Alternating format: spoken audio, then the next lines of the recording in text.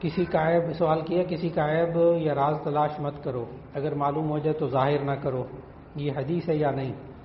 جی یہ تو کئی احادیث ہیں، اور آیت قرآن مجید کی آیت بھی اللہ تعالیٰ نے قرآن مجید میں حکم دیا، لا تلمزوا انفسکم، سورہ حجرات میں، لا تلمزوا انفسکم، اپنوں کے عیب مت تلاش کرو، مت تلاش کرو، اور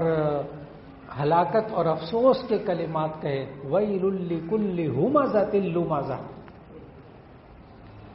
کہ عیبوں کے پیچھے پڑے رہنا،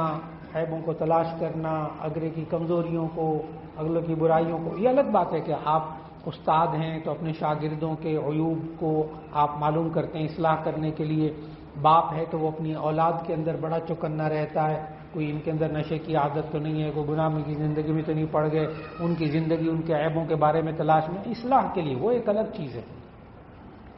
عام انسان کو منع کیا کسی کے عیب کے پیچھے پڑنے سے،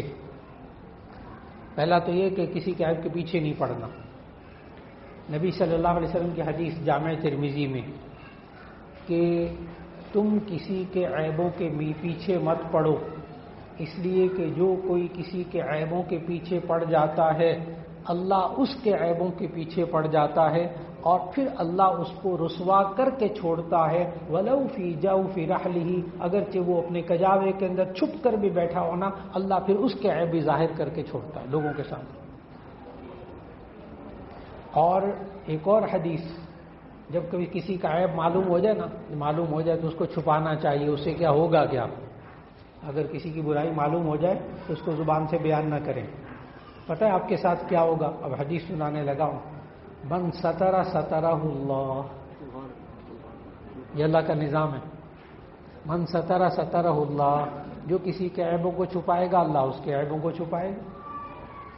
جو کسی کے عیبوں کو چھپائے گا اللہ اس کے عیبوں کو چھپائے گا، یہ اللہ کا نظام ہے، کر کے دیکھ لیں، کر کے دیکھ لیں۔ پھر زندگی کے اندر اگر کسی کا عیب معلوم ہو جائے آپ اصلاح کر سکتے ہیں، اصلاح کے نقطہ نظر سے آپ اس کو کچھ کہیں تو ایسی صورت میں بالکل درست، بالکل جائز۔